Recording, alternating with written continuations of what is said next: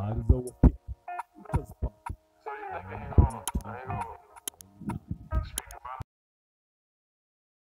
Nimewaita hapa niweze kutoa ufafanuzi kidogo na hatua ambazo kama serikali, kama wizara tumeamua kuzichukua baada ya kushauriana na management na wataalamu wangu.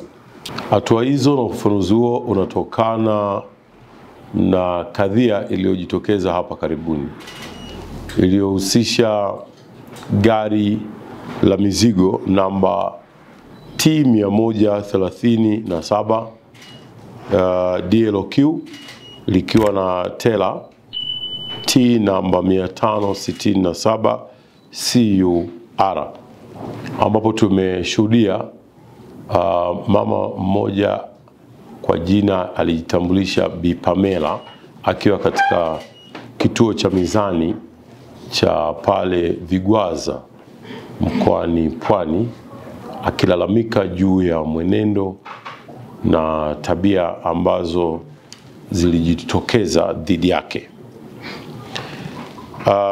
Sasa baada ya kufanya utaratibu wa kusikiliza kile ambacho yeye alichokilalamikia, nilitoa maelekezo moja kwa moja kwa wataalamu wangu kupitia katibu mkuu kunipatia taarifa ya nini ambacho kimesababisha kadhia ile.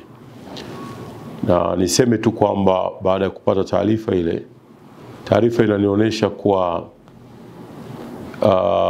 ziko sintofahamu ambazo zilijitokeza kutokana na jambo hili.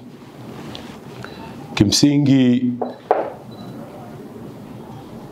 ukisikiliza pande zote mbili unaona kwamba liko tatizo la wazi ambalo limesababisha tufike katika hatua hii ya leo tuliyofikia. Na kwa msingi huo, baada ya kugundua kwamba liko tatizo, nimeamua kuchukua hatua zifuatazo kwa kumwelekeza katibu mkuu. Moja ni kuwasimamisha wale wasimamizi wetu wa mizani wa hii tunaita T1, barabara nzima ya kuanzia Tunduma mpaka inafika pale Vigwaza.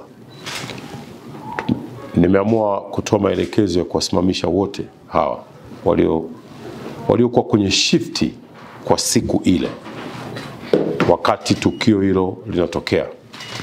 Na kwa nini nimewasimamisha? Ni kwa sababu tumefanya hivi kwa malengo ya kufanya uchunguzi, ambapo tumekwisha kuunda timu ya uchunguzi ambao nimemwelekeza katibu mkuu timu hii iundwe na tayari imekwisha kuundwa kwa ajili ya kufanya uchunguzi wa kuanzia kule ambako gari iliingia katika nchi yetu mpaka kufika katika tukio ambako limetokea,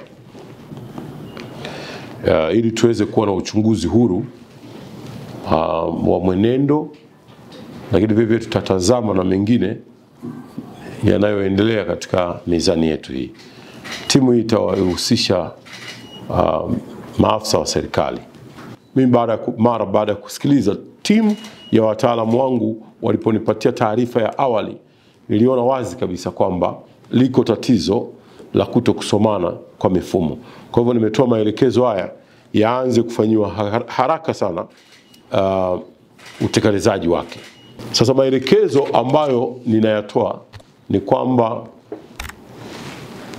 mameneja ni lazima wawe wasimamizi number 1 wa mizani zetu zote. Hivi sasa tumeamua kuwaweka pembeni wale waliokuwa katika shifti siku ambapo gari hili lilikuwa linapita kupisha uchunguzi.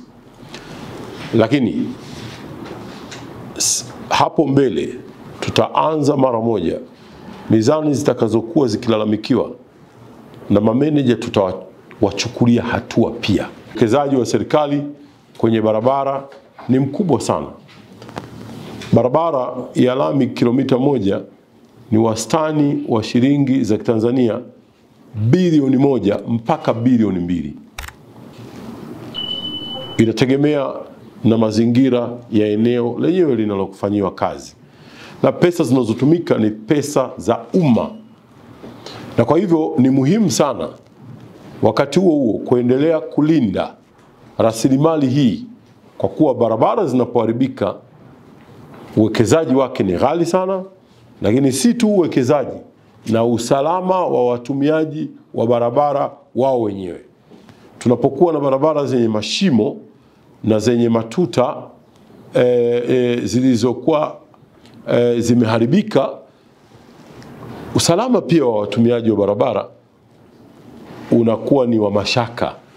Kwa hivyo yote ni muhimu, mizani yetu ni muhimu sana ili kulinda uwekezaji wetu tuliofanywa katika barabara zetu, lakini pia vile vile kulinda usalama wa watu kwa kuto kupitisha mizigo isiyokuwa na sifa za kuweza kupita katika barabara.